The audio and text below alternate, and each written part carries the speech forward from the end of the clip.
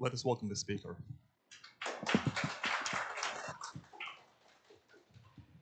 Thank you very much. Let me begin by thanking the organizers for putting together this wonderful event. And also, I would like to thank this FSA selection committee for recognizing our work in this very nice way.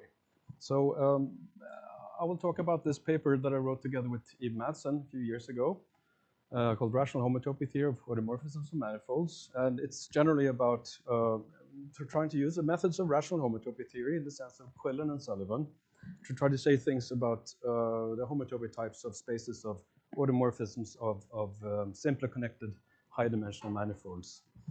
This is a fairly long paper. I will not have time to cover all aspects of it, so I want to try to focus on what I think is the main point of this paper, one of the biggest surprises in this paper. So the takeaway for this talk is that there's a new surprising connection between the cohomology groups of certain types of automorphisms of high-dimensional manifolds, namely the so-called block diffeomorphisms.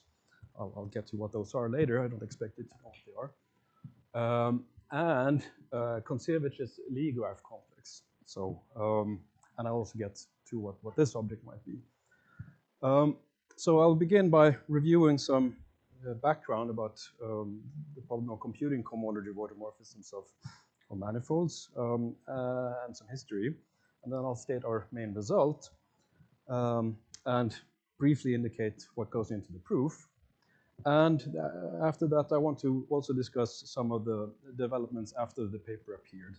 This paper raised many questions, and in the years that followed, we have tried to pursue those, but there are still many open questions. I will try to speak about some of the challenges that remain. So why do we care about cohomology of automorphism groups of manifolds? Well, one reason you might care is that they give characteristic classes for manifold bundles. And what I mean by manifold bundles are fiber bundles where the fiber is manifold, typically considered compact manifolds, and structure group the group of diffeomorphisms of that manifold.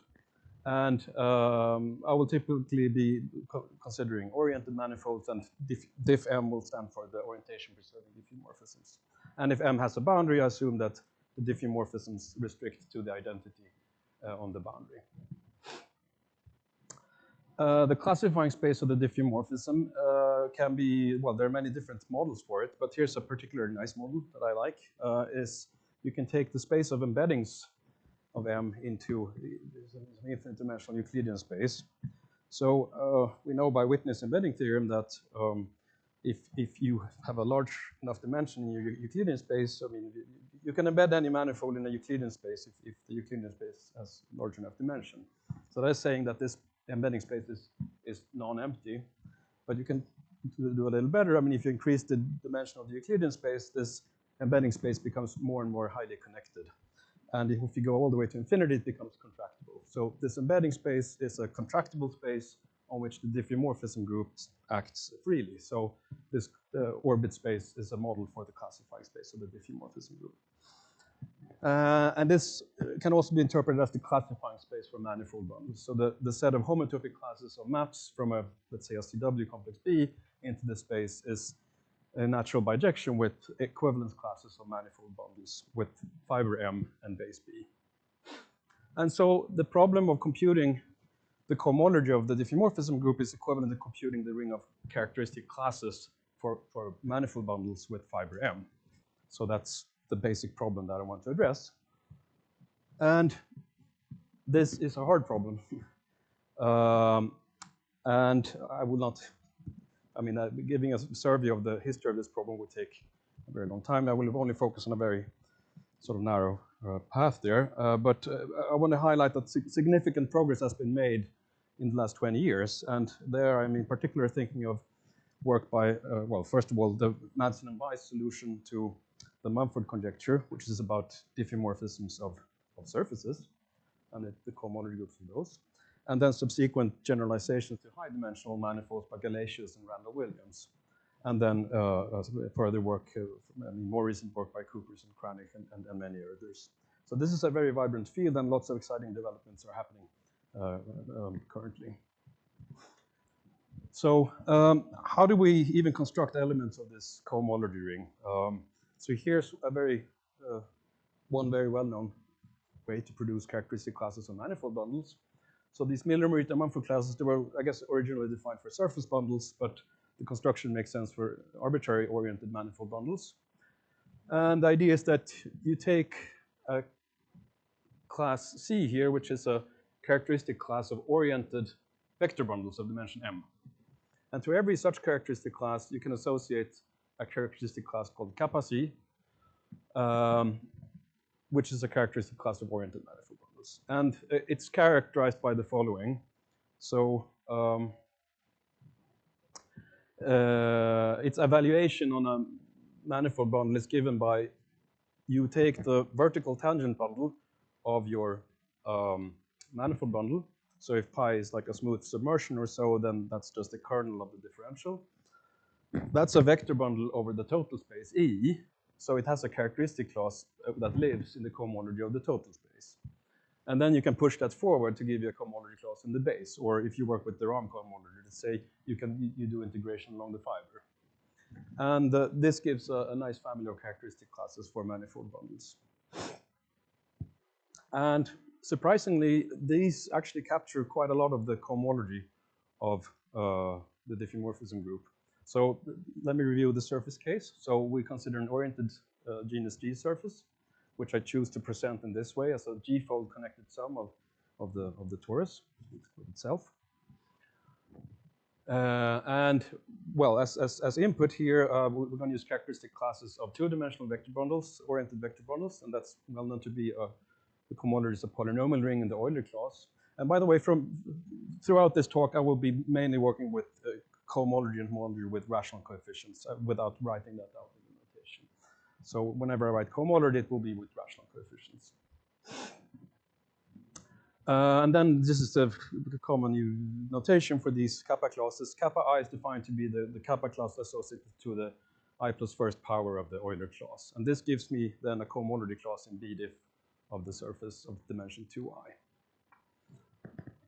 And the statement of, well, the topologist version of the Mumford conjecture which was proved by Madsen and Weiss, well, the paper was published in 2007, is that, well, these classes give you a homomorphism from the polynomial ring generated by the kappa i's to the cohomology of the diffeomorphisms of the surface.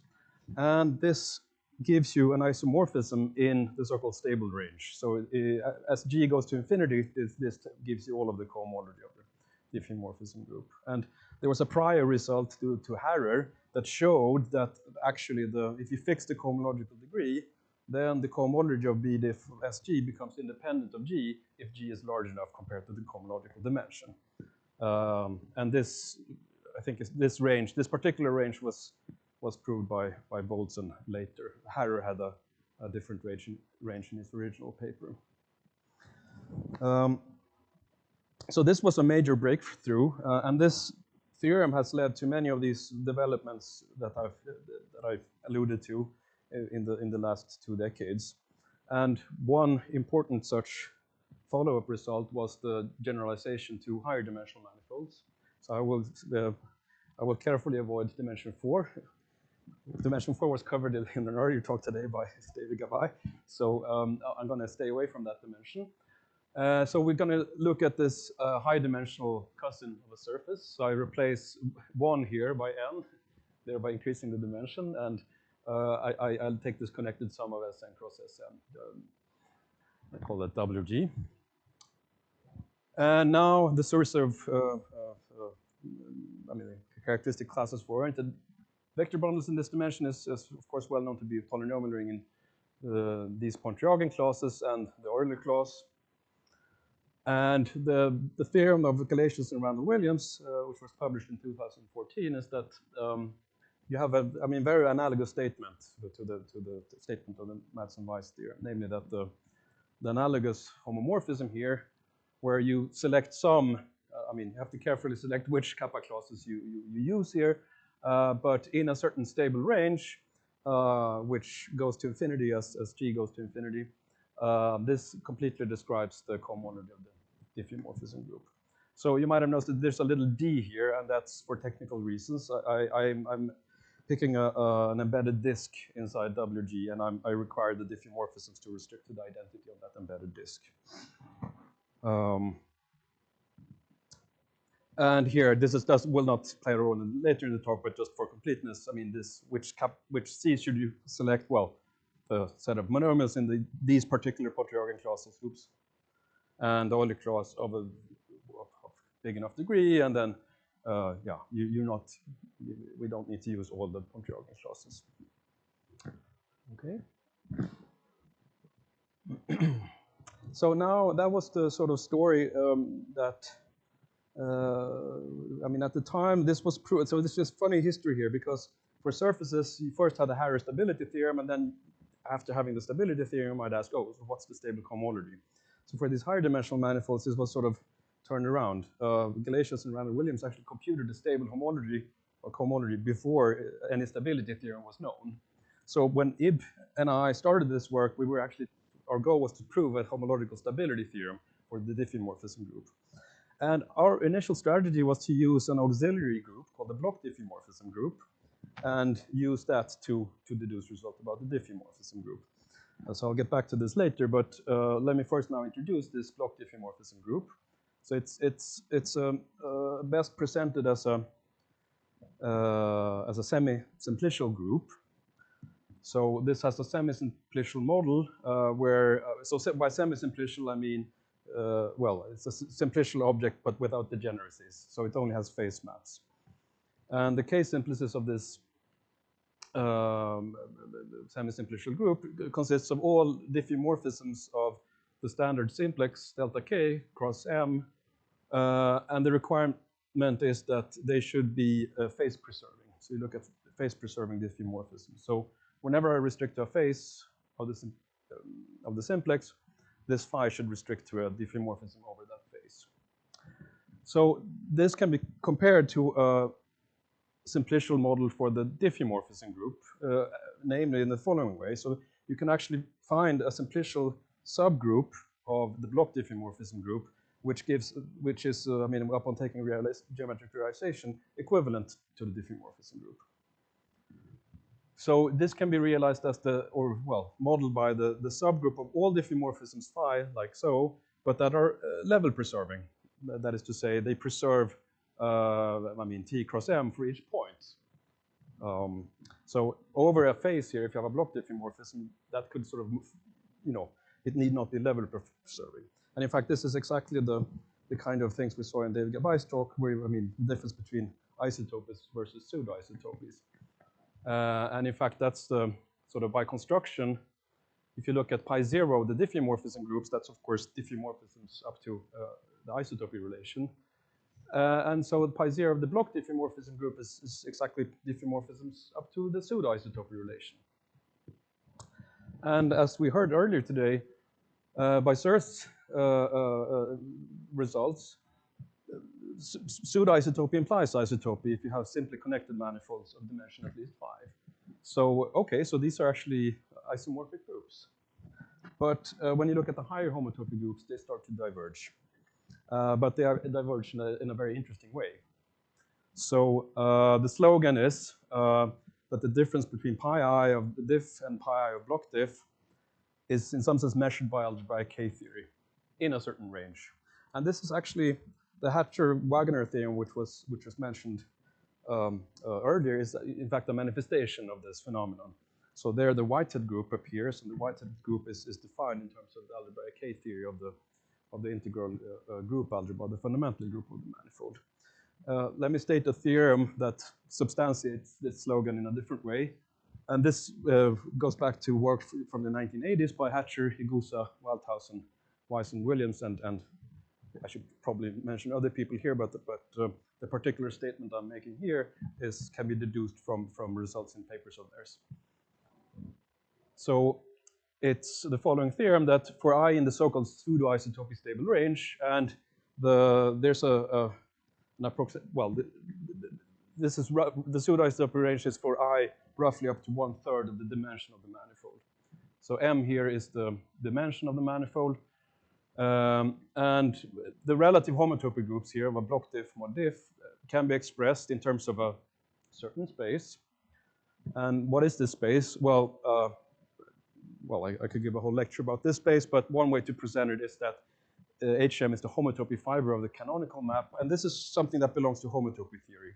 So this is sort of the free infinite loop space generated by M, if you will. And this A of M, this is Waldhausen's algebraic K-theory of spaces. And I will not go into the details of how you define this, but one quick definition is that you take the algebraic K-theory of this particular ring spectrum, where you take, this is like a sort of fancy version of the group ring, of the fundamental group. So instead of the fundamental group, you take the base loop space of the manifold, and instead of taking like Z coefficients, you take coefficients in the sphere spectrum. Okay. So this is Waldhausen's generalization of algebraic K-theory. He generalized it from rings to ring spectra, and that's the thing that appears here. So this is something that you can compute using, this belongs to homotopy theory. And somehow the homotopy fiber here, this HM is actually what's called the stable H-cobordism space. And it's equivalent to the loop space of something called the Whitehead space, whose homotopy groups are related to the Whitehead groups that appeared in the earlier talk. And yeah, so this is, so using this, you can imagine how you can do calculations with algebraic K-theory to maybe deduce something about homotopy groups or diffeomorphism groups. Okay, but I do not want to dwell on this particular point. This is more sort of to give you some historical context for why the block diffeomorphism group, what role it has played historically. So now, naively, so I'm an algebraist by training, and I sort of tend to compute first and ask questions later. And the computations I will present, they have some interesting algebraic formulas, but the geometric meaning, many of the questions I will raise later will be like, what's the geometric meaning of these algebraic identities? And so now we can just sort of naively ask, can we compute this thing? And that's what we try to do. And as I mentioned, the first what we did was to prove homological stability. And this is, in parallel to the Harrer stability theorem. So recall that we're looking at these manifolds WG, G-fold connected sum of Sn cross Sn. And so this was the first theorem. We proved that the stabilization map. So this is actually induced. And yeah, so the reason we look at diffeomorphisms that preserve a disk is that when you form when you add another connected sum, and how do you do that? Well, you select some disk inside the manifold and you pull it out and you glue them back together. So if you have a diffeomorphism that actually restricts to the identity on that disk, you can extend it to the identity on the new thing you added. So that gives a map from diffeomorphisms of WG fixing a disk to diffeomorphisms of WG plus 1. And in cohomology, that gives a map in the other direction. So that's the stabilization map. And it's the same kind of stabilization map that you use for surfaces or so in the Harrer stability theorem. And that stabilization map is an isomorphism in a certain range that tends to infinity as the genus tends to infinity. And I should mention that this, I don't really care so much about these ranges in this talk, but some people have, there's been an industry in sort of proving trying to optimize the range. And in this particular case, the best known range is, Manuel Kranish later proved that this range can be proved to this here. Okay, so that was the starting point for our work. And then we used this in a previous paper to actually deduce a stability result for the diffeomorphism group, but only up to the pseudo-isotopy range. So we got a range that also depended on the dimension of the manifold. So now you can ask, what is the stable cohomology? And here comes the surprise. So we the stable cohomology is expressed in terms of graph complexes. So let me first give you sort of a brief review of what these graph complexes are. So graph complexes were introduced by Kontsevich in the 1990s. There's it's a general machine that associates to any cyclic operad a certain chain complex. And I will not go through sort of operad theory here. I'll just mention two of the main examples of this construction, but it might be nice to be aware that it is sort of a part of a more general machine. And the sort of key thing is that it's fairly, this graph complex has a fairly simple combinatorial description, and so you might get the impression that you can sort of actually compute with it. It turns out that the homology is very interesting, even if the definition might seem a bit simple-minded. And Kontsevich sort of miraculously showed that if you look at the graph complex associated to the associative opera, the opera that governs associative algebras, then the graph homology is isomorphic to, I mean, it knows about the homology of moduli spaces of curves with n unmarked points. So this is this mod sigma is meant to indicate that we look at the moduli space of genus G curves with not with n marked points, but we forget, like, I mean, it's unordered points. The 0 is because I'm going to be looking at a hairy version, or a version with leaves. So this is the sort of the version without leaves. I will get to this in a second. And similarly, if you look at the Lie operad, Kontsevich showed that you get another very interesting object that sort of, but from another corner of geometric group theory. Namely, the homology of the Lie graph complexes knows about all the homology groups of either automorphism groups or free groups. So and this is just sort of, extremely, this is really a miraculous result. And well, I'll revisit this in a while. And just a technical comment here, here I take this GC to be, I mean, later Kontsevich's construction was streamlined, and in particular, there's a famous paper by Getzer and Kapranov, their paper on modular operads, in which they introduced the so-called Feynman transform of a cyclic operad, or more generally, the Feynman transform is defined for arbitrary modular operads. And the Kontsevich's original graph complex is dual to this GC0 here. So yes. So let me give you a brief indication of what this graph, how it's defined. So let me first start with the associative graph. I will not make the general definition for cyclic operad. I will just give you what this boils down to when you have these two particular cases, the associative and the Lie operad. So this is a chain complex over the rational numbers. It's spanned by connected graphs with, and now the L here, I give myself L numbered leaves, and the L equals 0 case is the original, Kontsevich's original complex. And so you can think of the leaves as sort of univalent vertices, but then you have vertices of valence at least 3 that connect these leaves in one way or another. And then there's this, at each vertex you can look at the adjacent edges, or the incident edges, and you equip each vertex with a cyclic ordering of those edges. This gives you what's called, I mean, some people call this a fat graph or a ribbon graph. And then there's a certain orientation data that is important to get the signs right in the differential, but this will not play such a big role here in my presentation, but you have an orientation of the set of vertices, and you have an orientation of each edge. And if you swap the orientation, you introduce a minus sign.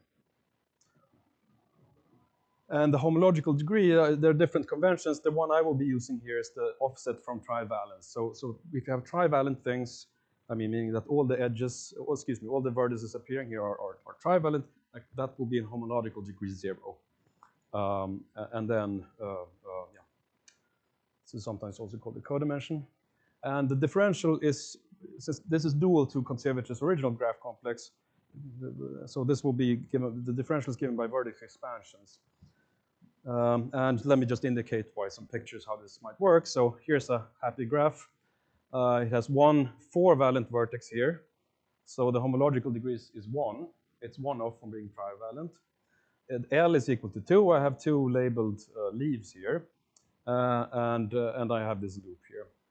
And the differential is given by, you go through all the vertices in the graph. In this case, I only have 1. And I try to expand it in different ways, sort of retaining the cyclic order. So I can cut this vertically here, or I can cut it horizontally here. And this results in these 2 graphs, and then there are certain rules for computing the sign, but I don't want to get into that. And that describes the associative graph complex. But what will feature in the theorem is the Lie graph complex. And it can actually be obtained from the associative graph complex by taking the same description, but then additionally imposing certain relations. And what those relations are the so-called shuffle relations. I'll just indicate briefly what they look like in an example. So here, I'm doing a shuffle relation where I take A and I shuffle it with Y and Z. So for each, I can, one of the half edges stays fixed, and then I shuffle a set of half edges with another set of half edges sort of around. And this is, I'm shuffling A here in between Z and Y. And all the ways of doing that forming sums like this should result in 0. So what this comes from is it comes from the presentation of the dual of the Lie operad. So the Lie operad sits inside the associative operad. It's a sub-operad. But if you take the linear dual, that will present the Lie operad as a quotient of the dual of the associative operad. And this description comes from that. Okay. So the theorem, again, due to Kontsevich in the hairless case, or the leafless case, and which was extended to L greater than 0 by Conant, Kasabov, and Volkmann, computes the homology of this graph complex in terms of certain automorphism groups or free groups. And this is the statement. And what is this out sub L? So out sub L is, for L equals 0, it's the outer automorphism group of the free group. So automorphisms modulo inner automorphisms. And for positive L, it's this semi-direct product of automorphisms of Fn acting on the L minus first Cartesian product of the Fn with itself. Okay. And, this has been one of the main tools for studying things like the homology of out Fn.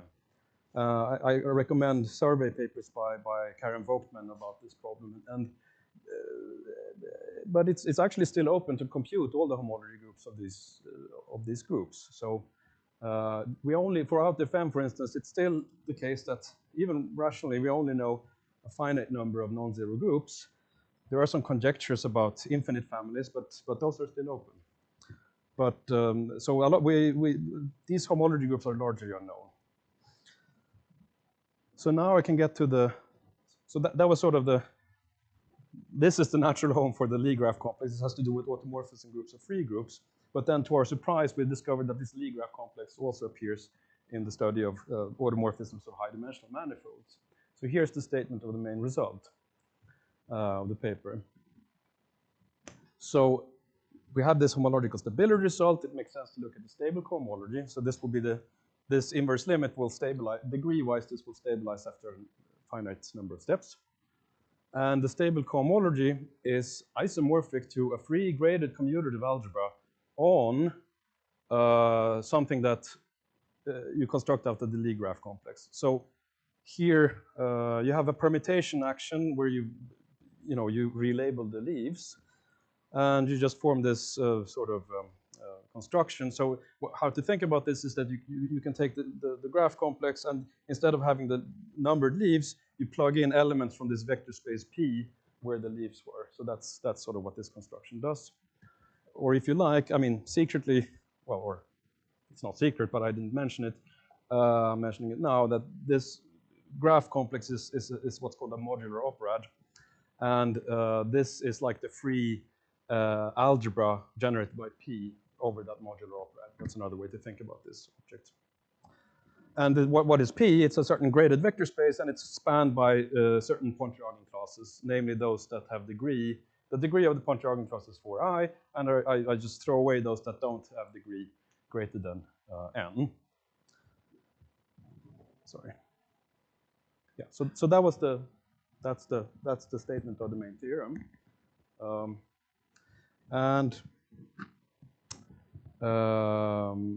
So what I want to do next is I want to sort of open the black box a little bit and look. I mean, it's a very long proof, but I want to give a sort of a proof outline to show what kind of ingredients go into this. Because this is, I mean, the Lie graph complex has no business, being here in a sense. This is very surprising. So I want to tell you how this came up in the first place. But before moving to the proof sketch, are there any questions about the statement or about anything? been said so far. Yes, I have. That's I didn't say that. So the degree, the cohomological degree of a graph for this theorem to work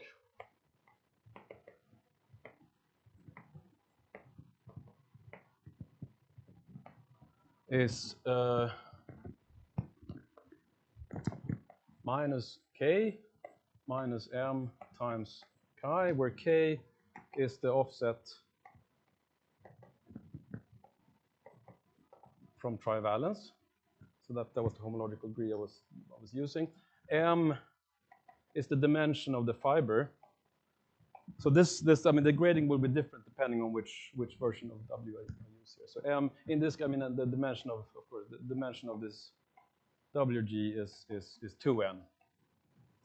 So M is 2n in this case, and the chi is the Euler characteristic of the graph.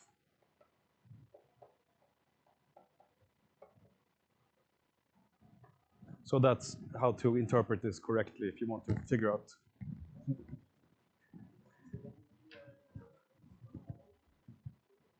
Yeah, so that feeds into, so this thing, if you pick a graph class, it will have integers like this attached to it, and that gives you a certain cohomological degree, and then you might plug in some Pontryagin classes in the leaves. Each Pontryagin class has cohomological degree 4i. So that I mean, these are all negatives. You need lots of Pontryagin classes to bring them up to positive things. But yeah, that's how it works, and that tells you what the degree is. And these are the generators for this ring. Yeah. Great question. So this will be one of the questions that I'm going to address in a few minutes. So. Okay. So now the proof, this will be a little bit technical, but I mean, I think I have 3 slides for the proof, but you know, the paper is like 120 pages, so I think cutting it down to 3 slides is pretty okay. But bear with me, this one might be a little technical. I just want to point out some of the main ideas. So the proof outline, so I do it in the case when n is odd. So n is half of the dimension of this manifold W. So what we do is we study like the spectral sequence of a certain fiber sequence. If you studied mapping class groups, this might look familiar. I mean, there's the mapping class group of a genus G surface. I mean, that maps to the symplectic group by looking at the action of the mapping class group on the middle dimensional homology. And this is exactly the same thing. I mean, the middle dimensional homology of WG, homology in dimension n, that's when n is odd, that's a symplectic vector space. So these are, yeah, so that's how this map comes about. And this can be taken to be just a homotopy fiber of that map. And Tor here, that's meant to remind you of the Torelli group. So the kernel of the map from the mapping class group to the symplectic group is this, known as the Torelli group. And so this is like a block version of the Torelli group, okay? So we studied this fiber sequence. And so it has an associated spectral sequence. And one of the miracles here that certainly does not happen, or certainly does not happen for mapping class groups, is that this actually collapses. So here, if you think about what the spectral sequence looks like, this is just a product of the 2 axes in the spectral sequence. And in the stable range, meaning as G goes to infinity, this spectral sequence just collapses to I mean, not only does the spectral sequence degenerate at E2, it also just degenerates to the product, or the tensor product of the axes. So this is quite remarkable, and this uses quite a lot of heavy machinery. Vanishing results due to Borel about cohomology of arithmetic groups with coefficients and algebraic representations, and algebraicity of the representations that the cohomology of these Torelli groups, and so on. So this takes a while. This is far from obvious, but it's true. And then so that's the first thing we do. Okay, so then the next thing is, okay, so now we need to compute these 2 things. And for that, let's start with the Torelli. So in rational homotopy theory, there's this beautiful spectral sequence that's due to Quillen, is that if you have a simply connected or nilpotent space, then there's a spectral sequence that starts from the rational homotopy groups The rational homotopy groups of any topological group has a Lie bracket. It's called Samuelson bracket. So this is a graded Lie algebra. And then you can take the Chevalier-Allenberg cohomology of this graded Lie algebra. Okay, this gives you some algebra. And that's the E2 page of a spectral sequence that converges to the cohomology of the classifying space of Z group. So I'm applying this now to this Bloch-Torelli group. Now, one important difference here, or one of the key facts here, is that this Bloch-Torelli group is actually nilpotent in the sense of in the sense of homotopy theory. So this is very different from the case of classical Torelli groups, or mapping class groups. So that's an important thing here. And secondly, we actually show that this collapses. And this is kind of a formality result for Quillen's differential graded Lie algebra associated to this space. And that's another, long story, but it's true, and we prove that in the paper. Okay, so now that reduces, because we wanted to know the cohomology of the Bloch-Torelli, so now we reduced it to computing the homotopy of the Bloch-Torelli. And for that, we use the Sergi exact sequence and rational homotopy theory to arrive at this description of this Samuelson Lie algebra. So here, so this is an explicit computation. Let me tell you what the ingredients are. So pi here is a graded vector space formed by the rational homotopy groups of n-connected cover of BO. So this is the source of the Pontryagin clauses, if you will.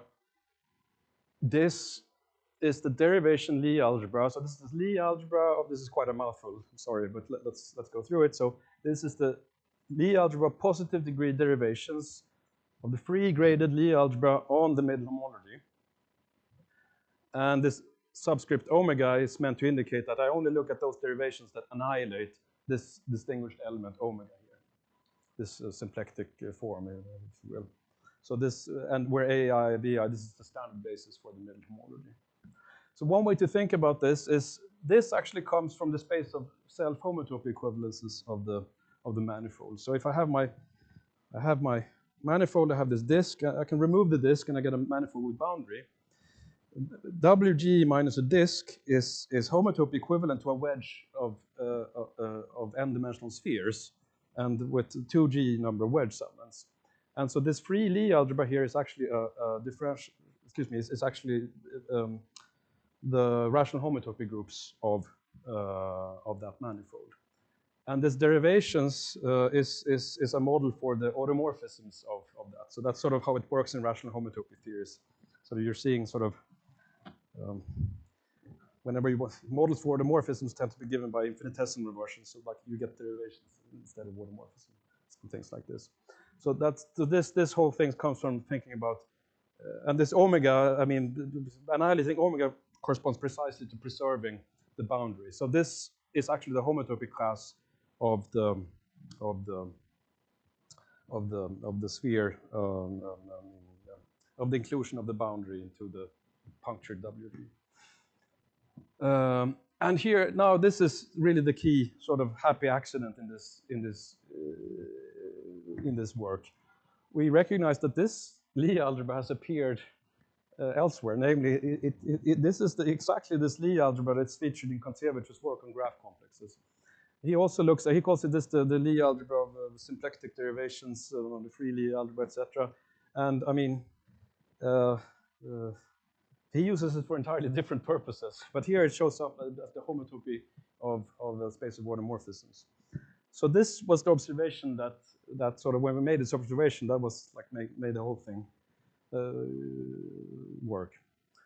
So what did Kontsevich do with his Lie algebra? Well, he showed that, I mean, in the papers we introduced graph complexes, he also introduced these Lie algebras, and he showed that if you compute the Chevalier-Allenberg cohomology, then of these Lie algebras, that is actually a free algebra on the graph complex. So there's a theorem here for every cyclic operad here. If I replace the free Lie algebra here by the tensor algebra, I would get the associative graph complex here, and so on and so forth. But for the Lie case, it's this expression. And okay, that's almost what we had. I mean, so by the collapse of the Quillen spectral sequence, we get this kind of expression, which is almost that, except we have this additional term. But by a modification of conservative result that we work out in the paper, this hairy graph complex shows up. So here we only get this vacuum part, or this non-hairy part. But when we introduce this extra factor, this hairy graph complex shows up. Now there's a little prime here. What does that mean?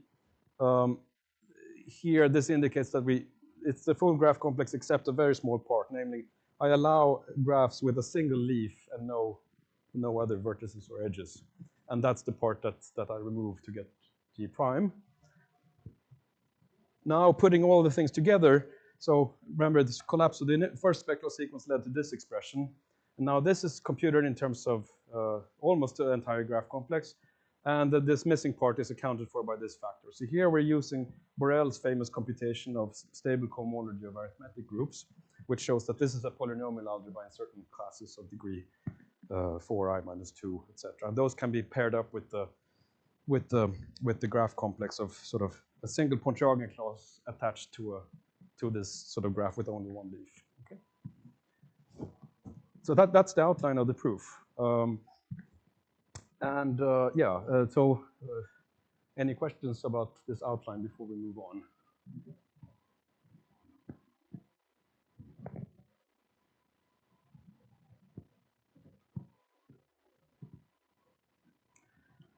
Okay, so now that's the sort of, I've stated the main result, what I chose to highlight as one of the main points in this paper. And I've sketched the proof. Now, it's still kind of mysterious why this Lie graph complex shows up. This is kind of this calculational accident that in the course of the calculations, we found this Lie algebra that just sort of Kotsevich just happened to look at for other reasons. And we just used some of his computations to deduce things here. So, but this raises many questions. So, I mean, this isomorphism, I mean, what's the geometric meaning of this isomorphism? So it should mean that, I mean, in principle, it means that if you have a Lie graph homology class, that should somehow give rise to a characteristic class of block bundles with fiber W, at least for G large compared to the cohomological dimension.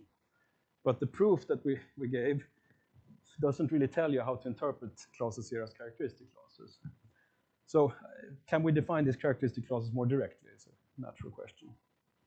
And what is their geometric meaning? That's completely convoluted with the proof that we have. And also, this is specific. The calculation here is specific to the manifold WG. So what about other manifolds? Do we have similar structure for other manifolds? And I mean, now slowly going back to your question, like how do these things actually relate to known classes, such as the Miller-Mumford classes? And so what I want to tell you next is things done after this paper appeared. So it's work in the last 5 years, where we tried to address some of these questions. And we've come some way towards an answer, but I think there's more to be done. So let me tell you about these more recent developments. So here's a theorem, which is really just about oriented fibrations with manifold fibers. So this is not about smooth structures or anything. It's just really about fibrations. So for every graph homology class in the Lie graph complex, and every oriented fibration, so this is a oriented manifold. An oriented fibration just means that the monodromy action of the fundamental group of the base on the cohomology is by, I mean, you fix the fundamental class. It acts by orientation preserving homotopy equivalences. And to this data, I can associate what I call a generalized fiber integration map. And I'm just using this as suggestive notation. This is by no means constructed as some integral in the real sense. This is really just suggestive notation because this generalizes classical fiber integration, at least algebraically. So this is something that takes this graph class, this is L hairs, and I get some way of associating an L tuple of cohomology classes in the total space. To that, I can associate the cohomology class in the base. And this is the degree, and it's the same degree as I stated over there. And it has some wonderful properties that I will discuss next. And well, okay, some technical footnote here. So if M is odd, if the dimension of the fiber is odd, then I have to modify this graph complex a little bit. I have to consider an odd version where I have slightly different orientation data. But since I already sort of suppressed discussing how orientations influence signs, I will not go more into this here. And also I should say that the current proof of this result, so this is still to appear, and the current proof requires that the manifold is simply connected, but I'm hoping to remove this assumption. So one of the first properties is that zero-dimensional graph homology, meaning trivalent graphs. So these represent generators for the zero-dimensional homology. So epsilon n comma L is the class of this graph. So this lives in dimension 0, and this is the end of the complex. So the differential is automatically 0 because there's nothing in dimension -1. So this is automatically a cycle, and there are n balloons here. For this class, if you do this generalized integration map, you have an L tuple of cohomology classes in the total space, what you get is you recover the ordinary fiber integration of the product of these cohomology classes C1 up to CL, but also times the Euler class, the nth power of the Euler class. So to any oriented fibration, you can associate the so-called fiberwise Euler class, which agrees with the Euler class of the fiberwise of the vertical tangent bundle in case you have a manifold bundle, but you can actually define it purely homotopy theoretically. So that's one of the first properties. You recover ordinary fiber integration. In particular, if you have a single leaf, that's literally just ordinary fiber integration. And now you can use this map to define a generalization like a graph kappa classes or graph MMM classes. So I have a graph class and I have an L tuple of cohomology classes BO. So I'm now choose to work with stable vector bundles instead of ordinary sort of vector bundles. And to this data, I can associate a new characteristic class of oriented fibrations together. I mean, if they're equipped with some bundle over the total space that restricts to the tangent bundle of M. So this could come from a manifold bundle, but this construction works more generally for block bundles or even more generally. As soon as you have as soon as you equip E with with a vertical tangent bundle like this, you can do this construction. And you just follow the same recipe as for the MMM classes and write this down. Okay? And this, by what I said in the last slide, this generalizes the Mail-Numerical manifold classes because if I specialize to this zero-dimensional generator, I recover the old kappa classes. And so here's a refinement of the main result, which is expressed in these terms. So I now have a homomorphism. So the result I had earlier was stated only in the stable range. So I had no connection that I could write down between the graph complex and this cohomology unstably. But now I can write down this unstably. And I send a graph class gamma tensor an L tuple to this kappa class. This is an isomorphism in the stable range. So the map is defined unstably, but the map is an isomorphism in the stable range. And here pi is the canonical block bundle over this classifying space with fiber WG. Okay, and so in particular, so this gives a better explanation for this isomorphism, but in particular, it also shows that this new generalized fiber integration map is actually highly non-trivial. It detects all graph homology because we know that this is generated by all graph homology. So this generalized integration is a faithful representation of graph homology. Now let me compare this to the Galacius-Randall-Williams computation. So Galacius and we identified the classical kappa classes, if you will, with those graph kappa classes that come from trivalent gamma. So trivalent was the ones that had homological degree 0 in this graph complex in my convention. And that, of course, that polynomial ring includes into the polynomial ring generated by all gamma. And then there's some C here. If you remember, I had this fairly complicated expression, so let me not worry about exactly what C's to choose here. The point is that here I only have trivalent stuff, and here I have all gamma. And the Galacius-Randall-Williams theorem gives an isomorphism like this in the stable range. And my theorem with Eve Madsen, upgraded in this way that I just explained, gives an isomorphism like this in the stable range. And by this observation that these specialize to the kappa classes, this diagram computes. So I have a commutative diagram like this. And so you might ask, well, does the diagram commute if I turn this arrow around? So that is to say, if I map the higher graph classes to 0 here, does this commute? That is to say, if I have a smooth manifold bundle, is it true that these graph kappa classes are just 0 for the positive dimensional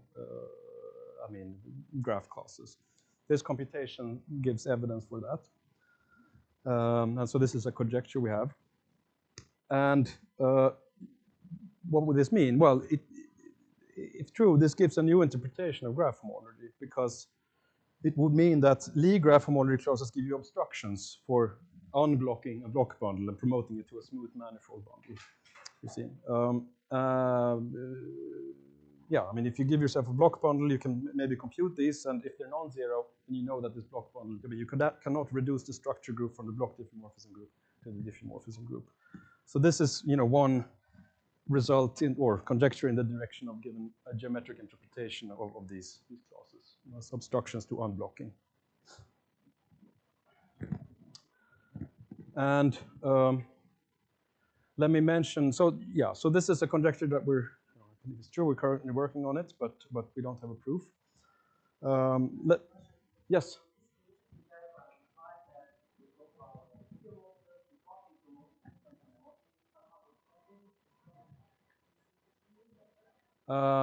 In homology, yeah. Well, no. I mean, this would be the argument. Well, I mean, actually, it was proved earlier that Miller-Merita manifold classes could be defined for block bundles. So this is work of Oscar Randall Williams and Johannes Ebert. So the surjectivity of this map was known prior to this work. And then, yeah. So let me mention some further related work here. So the proof of the main result that I presented, that has, since the paper appeared, that has been streamlined and also generalized to other manifolds. And let me mention two papers that I've written, one together with my former postdoc, Thomas Seemann, and one together, the most recent one that appeared in January this year is together with my former PhD student, Robin Stoll. So if you want to understand the proof, I recommend reading these papers rather than the original paper. And in forthcoming work, Robin Stoll uses this to study manifolds of this type for certain indices. So this is some variation of what we did. But importantly, this covers also some odd-dimensional manifolds, which is not covered by the Galatius-Randall-Williams theory. So what Stoll does is he computes the stable cohomology of the block diffeomorphism group here, and then he uses these connections to algebraic K-theory to actually deduce things about the cohomology of the diffeomorphism groups in degrees up to roughly p plus q. And homological stability was established by a former PhD student of Yves Madsen, Matthias Gray. Yeah, and as I said, this gives, I mean, for diffeomorphisms of odd-dimensional manifolds, it's a sort of an area where many of the unsolved problems is about odd-dimensional manifolds, and this is work in that direction. I think I don't want to go over time, so I have 2 minutes left. What I have more here is a sketch of the construction of the fiber integration map and some remarks about it. But I think this is a good place to end in order to make sure I don't go over time. So, but if people have questions about that, I can show the slides. So thank you so much for your attention.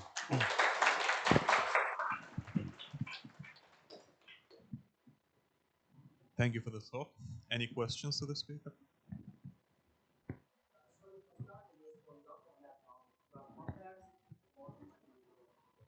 Homology of a classified space.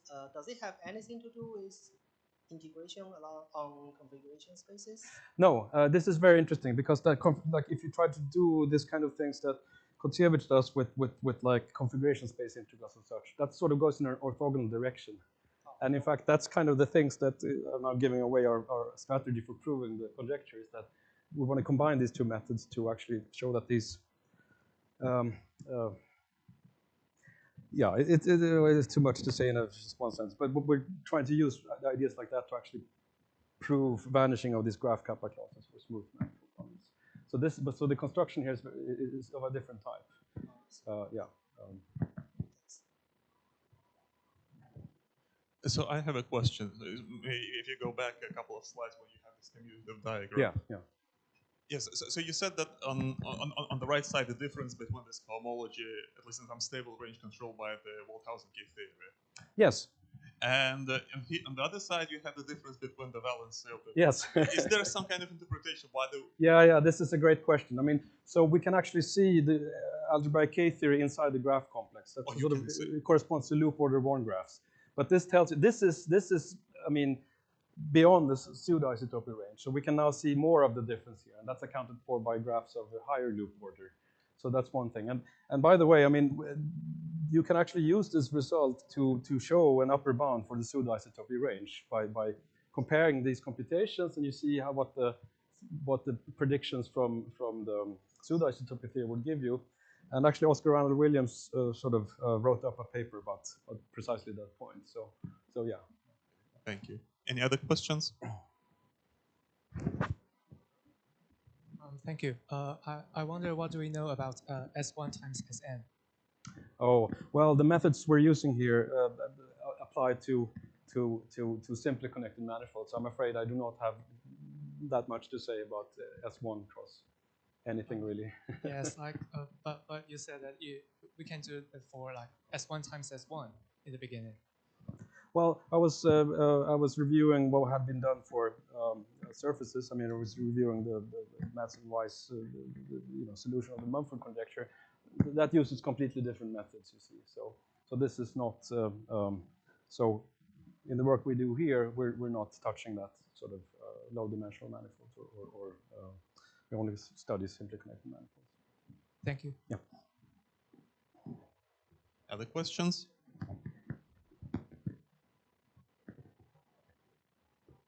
Well, if there are no other questions, then let us thank the speaker again. Thank you.